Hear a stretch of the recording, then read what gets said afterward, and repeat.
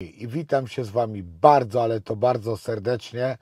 Przyznam się szczerze, że w takich trudnych warunkach jeszcze nie nagrywałem. Po pierwsze, primo, materiał powstanie całkowicie w samochodzie.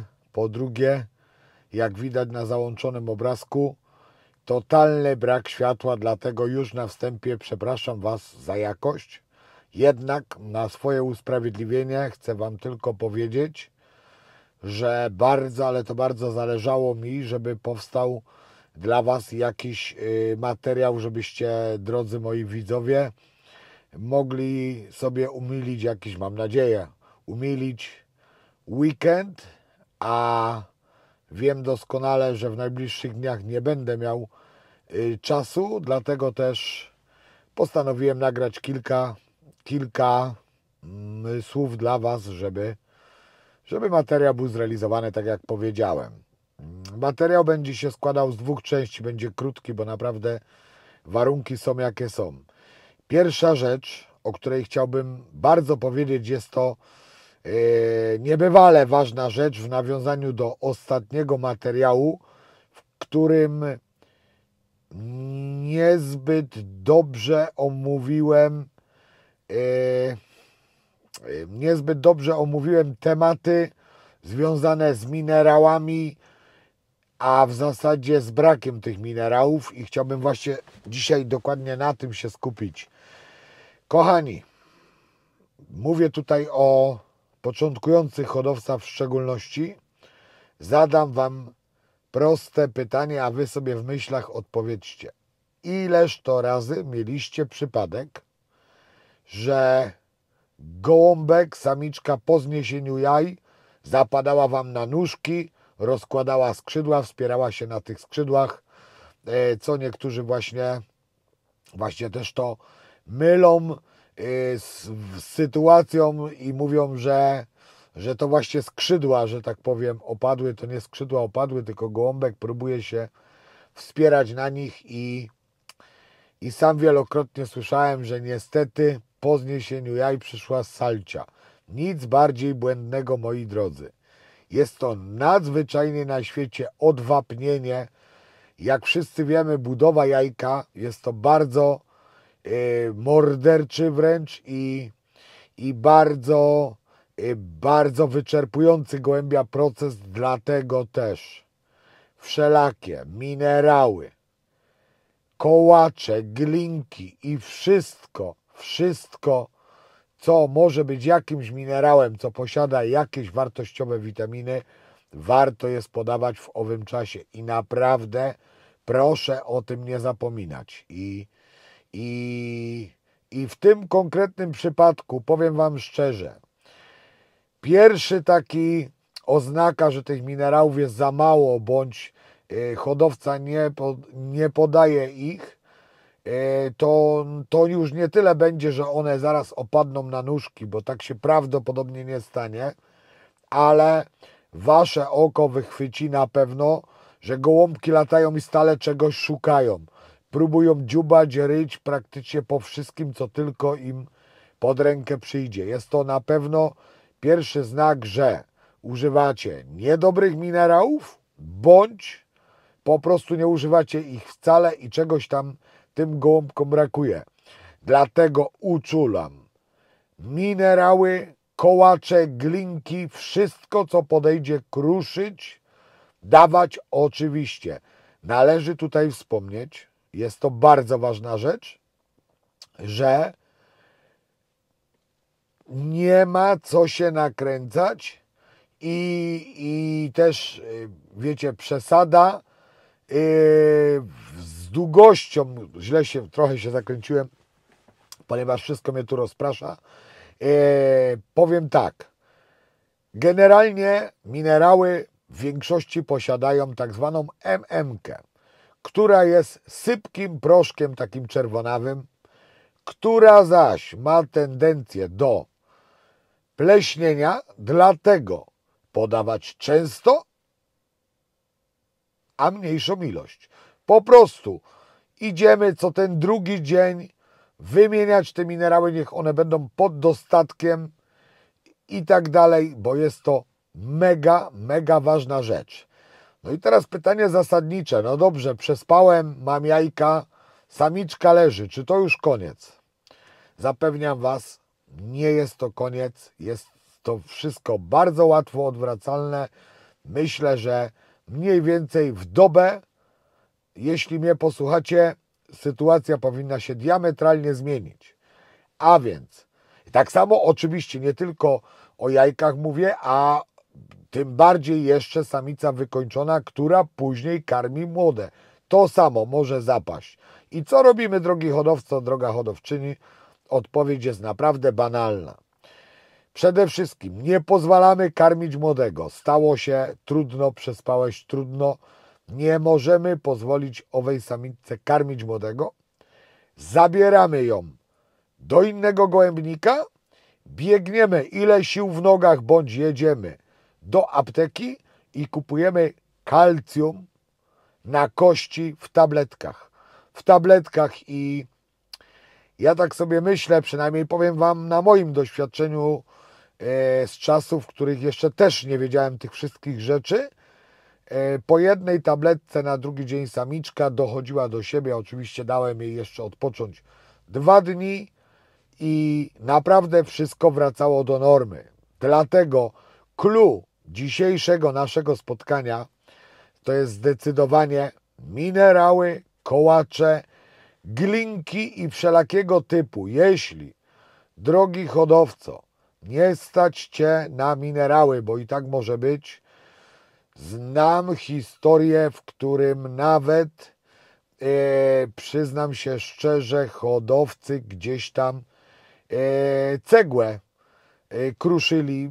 Żeby była jasność, moi drodzy, oczywiście temat cegły podaję tutaj bardziej w ramach ciekawostki, jak jakieś tam porady, ponieważ sam tego nie testowałem, to po pierwsze, po drugie, no nigdy nie wiadomo, co do budulca takiej cegły zostało użyte, dlatego też chcę, żeby to wybrzmiało. Nie jest to mój sposób, a jakaś tam ciekawostka, której ja osobiście nie polecam. Wszystko się zgadza, że są one wypalone w bardzo wysokich temperaturach, gdzie czysto teoretycznie wszystko powinno wyginąć, aczkolwiek no ja osobiście nie będę ryzykował, nie będę próbował i Wam radzę to samo. Natomiast dla wszystkich fanów natury jak najbardziej istnieje jeszcze jeden bardzo dobry, stary, sprawdzony sposób i powiem Wam więcej, każdy ma, a już na pewno 99% ludzi ma to w domu, są to nic innego jak skorupki jaj, czyli robimy jajeczniczkę, bierzemy sobie na grzejniczek, oczywiście najpierw myjemy skorupkę, bierzemy sobie na grzejniczek, bądź dla tych bardziej niecierpliwych i o wiele bezpieczniejszy, bo myślę, że tam temperatury są już naprawdę wysoko, na trochę na papierze do piekarnika dosłownie cyknąć, żeby wszystkie bakterie, zanieczyszczenia zginęły i następnie wsadzić do reklamówki, popłukać parę razy pięścią bądź jakimś tam tuczkiem. Minerał gotowy, naturalny, na pewno nikomu krzywdy nie zrobi. Być może za chwilę usłyszę temat, że jajka, salmonella i tak dalej. Natomiast powtarzam, w wysokiej temperaturze o żadnych bakteriach nie może być mowy, także jak widzicie, technika dowolna. Druga sprawa, że dziś tych minerałów jest naprawdę dużo na rynku. Są firmy droższe, tańsze, lepsze, gorsze. Próbować. Na pewno wachlarz, asortyment w każdym szanującym się sklepie internetowym bądź stacjonarnym jest tak ogromny, że każdy hodowca znajdzie coś dla siebie. I już tytułem podsumowania tego tematu, naprawdę nie prześpijcie, a jeśli takie coś już by się zdarzyło, powtarzam, jest to odwapnienie, kalcjum powinno załatwić sprawę. Zapewne bardzo dużo będzie zapytań, jakich minerałów używam ja. Jak wszyscy dobrze wiecie, bo pokazywałem je na filmie i podejrzewam, że nawet nie raz, ja osobiście używam od doktora Deverda Multimix Patagons, który przez niektórych hodowców jest totalnie nieużywany, totalnie, że tak powiem, hejtowany z racji tego, że istnieje gdzieś tam inaczej. Zdarzają się opinie, że gołębie nadmiernie go zjadają, ponieważ jest on tam z dodatkiem soli i tak dalej, po czym polewają, trują się itp. Zapewniam Wam, że jeśli gołąbki mają go pod dostatkiem, mają go cały czas, nic takiego się nie zdarza. Równie oczywiście zapewniam Was też, że Hein de Werd nie dał mi tutaj paru groszy za reklamy. Powiem Wam tak, być może teraz uczulę tych dobrych hodowców, ale ja myślę, że w znakomitej większości oni też nie mają aż takich znowu tajemnic i nic tu twórczego nie powiem. Zwróćcie tylko uwagę, może mniej słuchajcie niektórych filmików, a więcej patrzcie po półkach i zapewniam Was, że w znakomitej większości w tych dobrych hodowlach zobaczycie te same już wiadro, o którym tutaj mówimy, białe wiaderko, żółty dekielek, namalowany gołąbek i niech to Wam do myślenia, bez względu na to, jaką firmę hodowca reklamuje itp. Gdzieś zawsze te wiaderka się pojawiają, a myślę, że nikt pustych Deverda wiaderek nie kupił. Dlatego ja używam takiego. Wiem, że bardzo dużo ludzi, nawet z czołówki Polski, też używa tych minerałów. No i myślę, że teraz możemy gładko przejść do tematu numer 2. Druga sprawa, na którą chciałbym się skupić, będzie to odpowiedź dla kolegi Manfreda Bulli. Mam nadzieję, że znacie, kojarzycie, który wymyślił taki sobie konkurs, że weźmie 5 twórców internetowych, youtuberów, jak zwał, tak zwał. Generalnie wiemy, na czym polega, 5 kanałów odnośnie gołębi i zrobi taki swoisty challenge, wpuści około 5 gołąbków i każdy z hodowców bez dotykania będzie miał wytypować, który z nich jest najlepszym lotnikiem, super lotnikiem i tak dalej, i tak dalej. Przyznam się szczerze i jeszcze chcę dodać, że wytypował mnie do tego konkursu. Bardzo mi miło również, że Manfred gdzieś tam docenił, że fajny kanał. Dziękuję Ci, Manfred, Ciebie też oglądam jak najbardziej. Niemniej jednak niestety muszę tutaj oddać walkowerem, gdyż, jak to mówiłem pewnie już nie raz, ja nie potrafię na wygląd ocenić gołębia. I naprawdę, szczerze Wam powiem, że nigdy jeszcze nie spotkałem się z człowiekiem, który potrafi takie rzeczy. Być może są tacy ludzie, aczkolwiek no ja takie mam dosyć sceptyczne podejście do tego i osobiście przyznam się, że na pewno się tego bym nie podjął i myślę, że kolejną rzeczą jest też, że nie jest to jakieś tam nic umniejszające, czy dobry hodowca musi na wygląd poznawać gołębia? Uważam, że nie. I ja, tak jak już mówiłem wcześniej, nie potrafię, drogi Manfredzie, tego zrobić. Przyznam się szczerze, że gdzieś tam w wielkim pośpiechu oglądałem ten film i nie do końca, mówiąc tak po młodzieżowemu, czaję bazę, gdzie to miałoby się odbyć, gdzieś tam Grzesiu Doroszyński mi wspominał, że na ludzkim geście czy coś takiego, jak najbardziej, jeśli czas by mi pozwolił, ja tam bardzo chętnie się pokażę, możemy nagrać sobie razem jakiś materiał.